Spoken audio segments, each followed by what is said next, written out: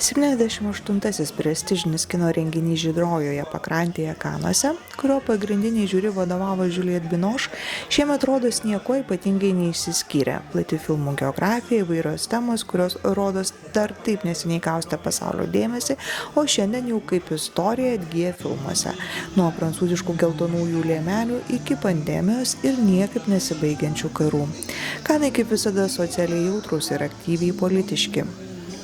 Ko gero didžiausia festivalio sensacija šiemet tapo Irano režisierius Džafaras Panahi, kuris laimėjo pagrindinį prizą Palme d'Or už filmą It Was Just an Accident, sukėlusi įvairiausių vertinimų ir reakcijų. Pasak vienų tai itin simboliška, nes režisierius daugelį metų kuria nepaisydamas savo šalyje jam taikomų draudimų. Kiti kelia klausimus ir abejojo, ar tikrai filmas vertas pagrindinio apdovanojimo. O gal tai turėjo būti Joachimo Triero filmas Sentimental Value, šiemet sulaukęs nemažai simpatijų ir gavęs Grand Prix. Žiuri prizai atiteko dviems filmams – Oliver Lakso su Sira ir Mašai Šilinski su Sound of Falling.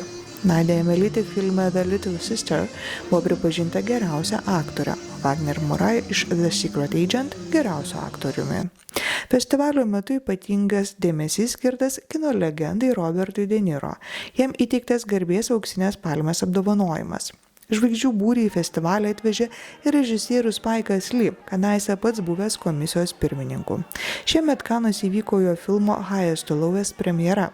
Kriminalinis trileris, kuriame vaidina Denzelis Washingtonas. Tai moderni Akira Kurosawa 1963 metų filmo High and Low interpretacija. Jame Denzel atlieka muzikinės industrijos magnato Davido Kingo vaidmenį, kurio gyvenimą sujaukia pagrobimo sumaištis. Beje, prieš filmo premjerą Denzel Washington taip pat buvo apdovanotas garbės palmės šakele.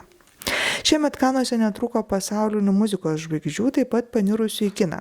Didelio dėmesio sulaukė ir grupės U2 lyderio Bono dokumentinis filmas Bono Stories of Surrender.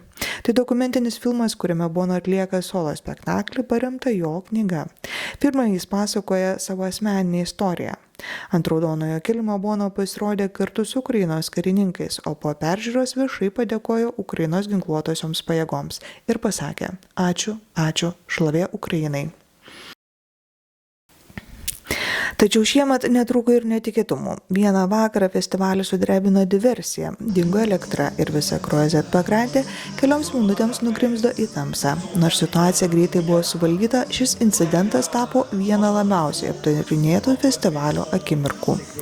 Apskritai šiuo metu Kanai išsiskiria ne tik įdomia ir įvairia filmų programa, bet ir diskusijomis apie kino laisvę, kūrybinę drąsą ir žinoma naujus mados ir etiketo standartus ant raudonojo kilimo.